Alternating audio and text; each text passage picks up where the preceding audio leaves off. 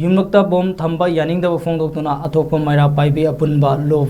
Ampal ke Ema Eben SINGNA NGASI Athokpam BAZAR da WAKAT MIFAM FAMKHRE Yumlakta bom thamjinba Yaningde bom thamjinba misam miyambu aki akhang piba Yaningde haina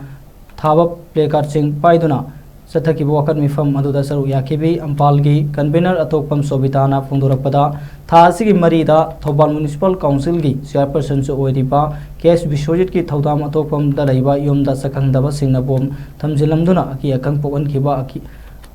akan ba mongda Yaningde yumda bom thamjinduna misam miyamda aki akhang piba